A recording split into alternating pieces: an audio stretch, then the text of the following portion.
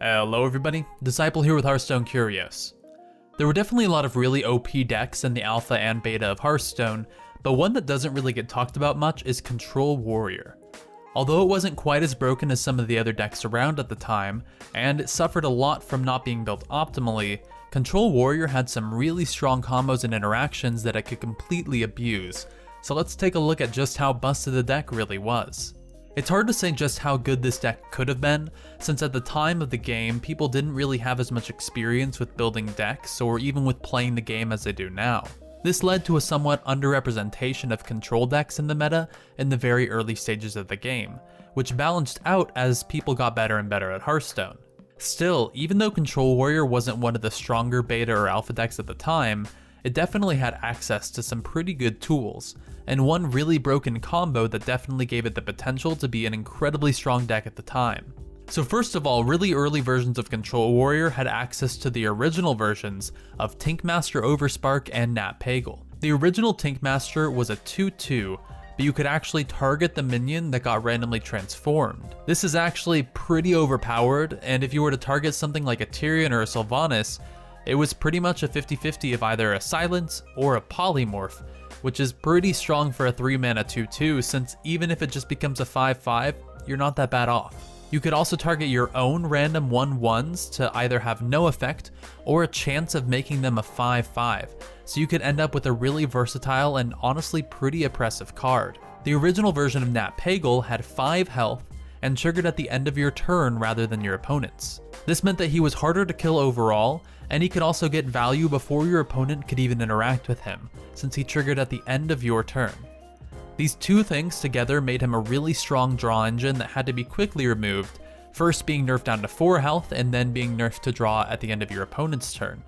And he could often win the game just by himself. Now you guys might be saying, Tankmaster and Pagle are neutral minions, so didn't everyone have access to them? Well, yeah, but control decks are generally the strongest at taking advantage of card draw and removal, and Control Warrior even now, but especially back in the alpha and beta, didn't have access to strong class minions, so Tankmaster and Pagle made a huge difference. But the most broken part of Control Warrior was the combination of Alexstrasza, Charge, and Gorehowl. Now Gorehowl has remained unchanged, so it wasn't really the OP thing itself, but combined with the old Alexstrasza, with shredded armor, and old Charge which cost 0 and gave a minion charge, Gorehowl was really part of an oppressive combo. Basically, you just have to equip a Gorehowl, and then the turn after play Alexstrasza to bring your opponent to 15, give it charge, and swing in for 15 damage. Even if your opponent had tons of armor, Alexstrasza would actually remove all of it so they would be at 15 health no matter what. And then you would just attack in with the 8 from Alexstrasza and the 7 from your weapon, and it was incredibly oppressive. The only way to play around it was to have some sort of taunt or to have ice block, but if your opponent has ice block, you're probably going to beat a freeze mage anyway, and if it's a taunt, you're a warrior with tons of removal with shield slam and execute. You could usually bet out a Harrison or an Ooze as well earlier in the game by equipping a Fiery War Axe and not attacking, but really weapon removal wasn't nearly as prominent back then since there was such a wide representation of classes that didn't use weapons at all.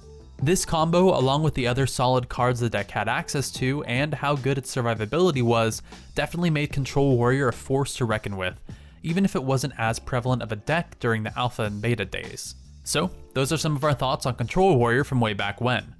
It was a pretty strong deck, and that's not even taking into account the OTK Molten Giant Warrior, which we've actually made a video about before, which is sort of a Control Warrior, but a bit of a different one and focuses a lot more on a combo, rather than just a few strong cards in an otherwise controlled deck. It looks like that's going to be it for me. If you guys enjoyed the video, I'd love it if you dropped a like, and if not, that's okay too. Anyway, I'll see you next time. Peace.